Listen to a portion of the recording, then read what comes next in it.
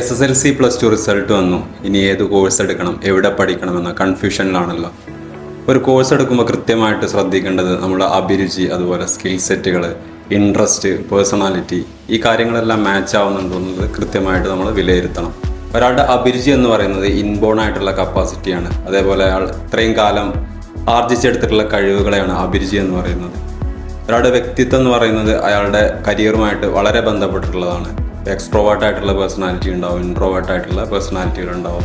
ഇതിൻ്റെ ഇടയിലുള്ള ആംബിവേർട്ട് ആയിട്ടുള്ള പേഴ്സണാലിറ്റി ഉണ്ട്. ഇവർക്കെല്ലാം കൃത്യമായിട്ട് യോജിക്കുന്ന വ്യത്യസ്തമായ കരിയർ മേഖലകളുണ്ട്. പിന്നെ മൂന്നാമതായി അവരുടെ കരിയർ ഇൻട്രസ്റ്റ് ആണ്. വ്യത്യസ്തമായ തൊഴിലുകൾ എടുക്കാൻ ഓരോ ആളുകൾക്കും താല്പര്യം ഉണ്ടാവും.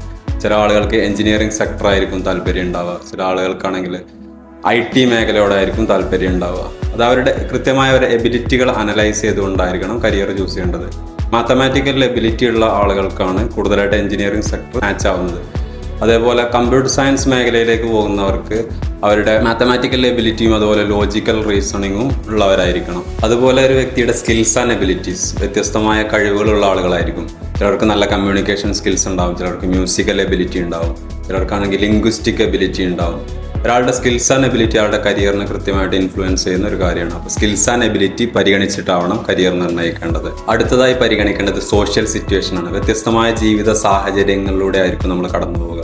നമ്മുടെ ജീവിത സാഹചര്യത്തിന് അനുയോജ്യമായിട്ടുള്ള കരിയർ തിരഞ്ഞെടുക്കണം. പിന്നെ നമ്മൾ ശ്രദ്ധിക്കേണ്ടത് നമ്മുടെ വാല്യൂസ് ആണ്. വ്യത്യസ്തമായ വാല്യൂസ് ഉള്ള ആളുകളായിരിക്കും. അപ്പോൾ നമ്മുടെ വാല്യൂസും നമ്മുടെ ജോബുമായിട്ട് ബന്ധമുണ്ട്. അപ്പോൾ അത് കൃത്യമായിട്ട് ഐഡന്റിഫൈ ചെയ്തിട്ട് അതിനനുസരിച്ചുള്ള കരിയർ ചൂസ് ചെയ്യണം. പിന്നെ നമ്മൾ കരിയർ ചൂസ് ചെയ്യുമ്പോൾ ശ്രദ്ധിക്കേണ്ടത് അതിൻ്റെ ഡ്യൂട്ടീസ് ആൻഡ് റെസ്പോൺസിബിലിറ്റീസ് ആണ്. ഓരോ ജോബിനും കൃത്യമായിട്ടുള്ള ഡ്യൂട്ടീസ് ആൻഡ് റെസ്പോൺസിബിലിറ്റീസ് ഉണ്ട്. ആ മേഖലയിലെ എക്സ്പേർട്ട് ആയിട്ടുള്ള ആളുകളായിട്ട് സംസാരിച്ചിട്ട് അത് കൃത്യമായിട്ട് മനസ്സിലാക്കിയിട്ട് ഞാൻ ചെയ്യാൻ പോകുന്ന ജോലിയെക്കുറിച്ച് കൃത്യമായിട്ടൊരു ധാരണ ഉണ്ടാക്കണം. പിന്നെ നമ്മൾ കരിയർ ചൂസ് ചെയ്യുമ്പോൾ ശ്രദ്ധിക്കേണ്ട മറ്റൊരു കാര്യമാണ് കോഴ്സിന്റെ ഡ്യൂറേഷൻ. എത്ര വർഷമാണ് കോഴ്സ് പഠിക്കാനുള്ളത്, കൃത്യമായിട്ട് ആ ഡ്യൂറേഷൻ പ്ലാൻ ചെയ്തിട്ടായിരിക്കണം നമ്മൾ കരിയർ സെറ്റ് ചെയ്യേണ്ടത്. അതേപോലെ ആ കോഴ്സിന്റെ സിലബസ് ഇമ്പോർട്ടൻ്റ് ആണ്. നമ്മൾ എന്തൊക്കെ കാര്യങ്ങളാണ് അതിൽ പഠിക്കാനുള്ളത് അത് കൃത്യമായി മനസ്സിലാക്കിയ ശേഷം ആ കരിയർ ചൂസ് ചെയ്യണം.